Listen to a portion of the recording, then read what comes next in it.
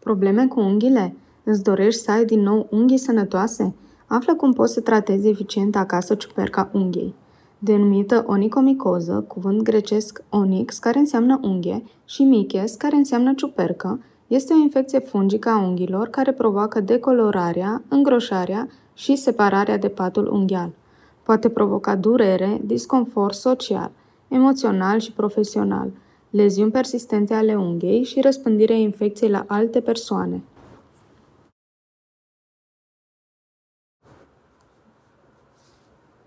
Cum să tratezi singur ciuperca unghiei?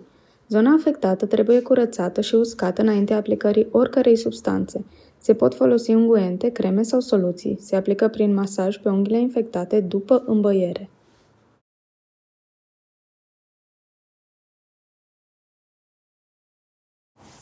Odată ce ați început tratamentul, trebuie să fiți serioși în aplicarea zilnică pentru un anumit număr de zile a tratamentului. După distribuirea uniformă a soluției, vom acoperi unghia afectată cu o fașă de tifon. Acesta are rolul de a preveni soluția să se evapore și astfel tratamentul va avea o rată de succes mai mare. În mod ideal, soluția se aplică seara înainte de culcare pentru a-și face efectul pe o durată de minim 6 ore. Ideal este să aplicăm tratamentul cât mai târziu. Deși nu pune viața în pericol, onicomicoza poate duce la complicații severe, cum ar fi celulită, sepsis, osteomielită, leziuni tisulare și pierderea unghiilor. Sunt recomandate șosetele din materiale organice, cum ar fi bumbacul. Acesta permite un flux de aer și umiditatea nu se va forma.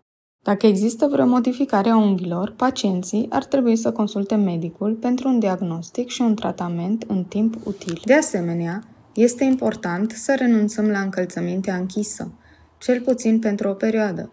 Tocmai de aceea vom alege o pereche de încălțăminte deschisă. Astfel, piciorul nostru va respira și tratamentul va funcționa. Dimineața este obligatoriu să aruncăm tifonul folosit și să curățăm unghia afectată. În acest mod, ajutăm o nouă unghie să crească fără infecții, înlocuind treptat partea contaminată. Cum să eviți ciuperca unghiei? Aruncați încălțămintea contaminată sau purtați încălțămintea adecvată pe care să o dezinfectați regulat cu spirit. Păstrați igiena la nivelul unghiilor. Fiți conștienți de curățarea mâinilor și picioarelor atunci când folosiți toalete publice sau piscine.